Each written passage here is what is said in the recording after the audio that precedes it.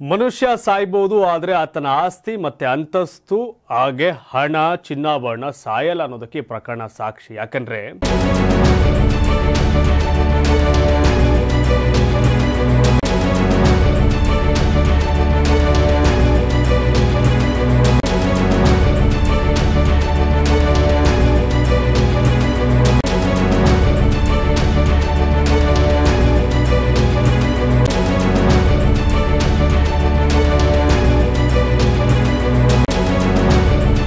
ಏಳು ಕೆಜಿ ಚಿನ್ನಾಭರಣಗಳು, ವಜ್ರಖಚಿತ ಆಭರಣಗಳು, 700 ಕೆಜಿ ತೂಕದ ಬೆಳ್ಳಿ ಆಭರಣಗಳು, 11,000 ರೇಷ್ಮೆ ಸೀರೆ, 750 ಜೊತೆ ಚಪ್ಪಲಿ, ಜಯಲಲಿತಾ ಅವರ ವಸ್ತುಗಳ ಹಸ್ತಾಂತರ ಪ್ರಕ್ರಿಯೆ ಆರಂಭ ಆಗಿದೆ. ಕೋರ್ಟ್ ಆದೇಶದಲ್ಲಿ ಇದು ಹಸ್ತಾಂತರ ಆಗ್ತಿದೆ. ಜಯಲಲಿತಾ ಅವರಿಗೆ ನಮ್ಮ ಜೊತೆ ಇಲ್ಲ, ಆದರೆ ಜಯಲಲಿತಾ ಅವರ ಒಡವೆ, ಸೀರೆ, ಆಸ್ತಿ ಈ ಸಂಬಂಧಪಟ್ಟಂಥ ಪ್ರಕ್ರಿಯೆ ಕೋರ್ಟ್ ಲೆಕ್ಕಾಚಾರ ಈಗ ಎಲ್ಲವನ್ನು ಸರ್ಕಾರಕ್ಕೆ ಹಸ್ತಾಂತರ ಮಾಡ್ತಾ ಇದೆ.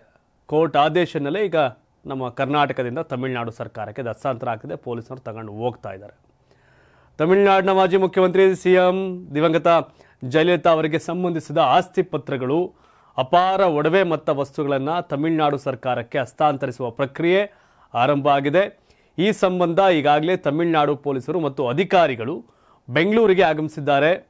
ಇಂದು ಅಥವಾ ನಾಳೆ ಹಸ್ತಾಂತರ ಪ್ರಕ್ರಿಯೆ ನಡೆಯಲಿದ್ದು, ಜಯಲಲಿತಾ ಅವರಿಗೆ ಸಂಬಂಧಿಸಿದ ಆಸ್ತಿ ಪತ್ರಗಳು, 11,344 ರೇಷ್ಮೆ ಸೀರೆಗಳು, 7,040 ಗ್ರಾಂ ತೂಕದ 468 ಬಗೆಯ ಚಿನ್ನ, ವಜ್ರಖಚಿತ ಆಭರಣಗಳು ಹಾಗೂ 750 ಜೊತೆ ಚಪ್ಪಲಿಗಳು, ವಾಚ್ಗಳು ಸೇರಿದಂತೆ ಇನ್ನಿತರ ಬೆಲೆ ಬಾಳುವ ವಸ್ತುಗಳನ್ನು ತಮಿಳುನಾಡು ಸರ್ಕಾರಕ್ಕೆ ಹಸ್ತಾಂತರಿಸುವ ಪ್ರಕ್ರಿಯೆ ನಡೆಯುತ್ತಿದೆ.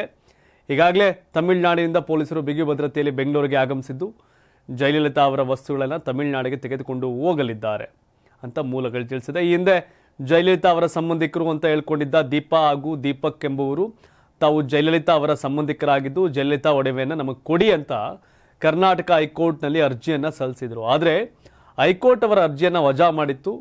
ಇನ್ನು ನ್ಯಾಯಾಧೀಶರ ಸಮ್ಮುಖದಲ್ಲಿ ತಮಿಳುನಾಡು ಸರ್ಕಾರಕ್ಕೆ ಎಲ್ಲ ವಸ್ತುಗಳನ್ನು ವರ್ಗಾವಣೆ ಮಾಡಲಾಗ್ತಾ ಇದೆ.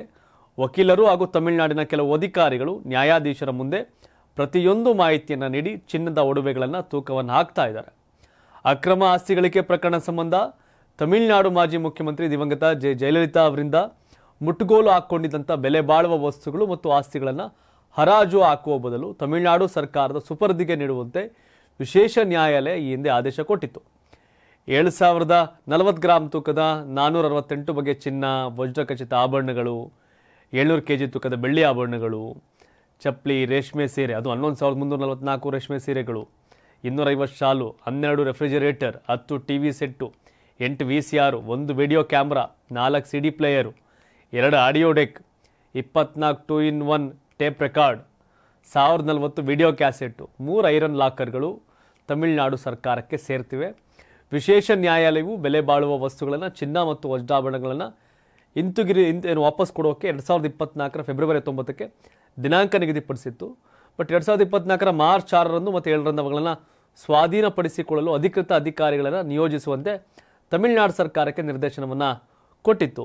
ಈ ಮಧ್ಯೆ ದೀಪಾ ಮತ್ತು ದೀಪಕ್ ಅವರು ವಿಶೇಷ ನ್ಯಾಯಾಲಯದ ಆದೇಶದ ವಿರುದ್ಧ ಹೈಕೋರ್ಟ್ಗೆ ಮೇಲ್ಮನವಿ ಸಲ್ಲಿಸಿದ್ರು. ಆಸ್ತಿ ಮತ್ತು ಬೆಲೆ ಬಾಳುವ ವಸ್ತುಗಳ ಹಸ್ತಾಂತರ ಪ್ರಕ್ರಿಯೆಗೆ ಒಂದು ದಿನ ಮೊದಲು ಅಂದರೆ 2024 ಮಾರ್ಚ್ 5ರಂದು ಹೈಕೋರ್ಟ್ನ ಏಕಸದಸ್ಯ ಪೀಠ ವಿಶೇಷ ನ್ಯಾಯಾಲಯದ ಆದೇಶವನ್ನು ತಡೆ ಹಿಡಿದಿತ್ತು, ಸ್ಟೇ ಕೊಟ್ಟಿತ್ತು. ಈಗ ಮೇಲ್ಮನವಿ ವಜಾಗೊಂಡ ಹಿನ್ನೆಲೆಯಲ್ಲಿ ವಿಶೇಷ ನ್ಯಾಯಾಲಯವು ಆಸ್ತಿ ಮತ್ತು ಆಭರಣಗಳನ್ನು ಹಸ್ತಾಂತರ ಮಾಡ್ತಾ ಇದೆ. ಅಕ್ರಮ ಆಸ್ತಿ ಗಳಿಕೆ ಪ್ರಕರಣದ ವಿಚಾರಣೆ ನಡೆಸಿದ ವಿಶೇಷ ನ್ಯಾಯಾಲಯ 2014 ಸೆಪ್ಟೆಂಬರ್ 27ರಂದು ಜಯಲಲಿತಾ ಅವರಿಗೆ 4 ವರ್ಷ ಜೈಲು ಶಿಕ್ಷೆ ಮತ್ತು 100 ಕೋಟಿ ರೂಪಾಯಿ ದಂಡವನ್ನು ವಿಧಿಸಿತ್ತು. ಅಂದರೆ ಜಯಲಲಿತಾ ಅವರು ಈಗ ನಮ್ಮ ಮುಂದಿಗಿಲ್ಲ, ಆದರೆ ಅವರ ಆಸ್ತಿ, ಆಗಲೇ ಹೇಳಿದ್ನಲ್ಲ, ಜಯಲಲಿತಾ ಅವರಿಲ್ಲ, ಅವರ ಆಸ್ತಿ, ಹಣ, ಒಡವೆ ಎಲ್ಲವೂ ಕೂಡ ಈಗ ತಮಿಳುನಾಡು ಸರ್ಕಾರಕ್ಕೆ ಸೇರ್ತಾ ಇದೆ. ದುರಂತ ಇದು. ಜಯಲಲಿತಾ ಕರ್ನಾಟಕದಲ್ಲಿ ಹುಟ್ಟು ತಮಿಳುನಾಡಲ್ಲಿ ಸಿನಿಮಾ ಇಂಡಸ್ಟ್ರಿಯಲ್ಲಿ ಬೆಳೆದು ರಾಜಕಾರಣದಲ್ಲಿ ರಾರಾಜಿಸಿ ವಿವಾದದಲ್ಲಿ ಮತ್ತೆ ಕರ್ನಾಟಕ ಜೈಲಲ್ಲೇ ಬಂದು ಒಂದಷ್ಟು ದಿನ ಕಳೆದು ಅದಾದಮೇಲೆ ಅನಾರೋಗ್ಯನೆಲ್ಲ ತೀರ್ಕೊಂಡ್ರು. ದಂತಕತೆ ಜಯಲಲಿತಾ ಅವರು ನಮ್ಮೊಂದಿಗಿಲ್ಲ, ಆದರೆ ಅವರ ಸಂಬಂಧಪಟ್ಟಂಥ ಸುದ್ದಿ, ಒಡವೆ ಎಲ್ಲವೂ ನಮ್ಮ ಜೊತೆ ಇದೆ. ವ್ಯಕ್ತಿ ಉಳಿಯಲ್ಲ, ವ್ಯಕ್ತಿತ್ವ ಮಾಡಿದ್ದು ಇಟ್ಟಿದ್ದು ಎಲ್ಲವೂ ಕೂಡ ಉಳಿಯುತ್ತೆ, ಅವ್ರು ಹೋಗ್ಬಿಡ್ತಾರೆ.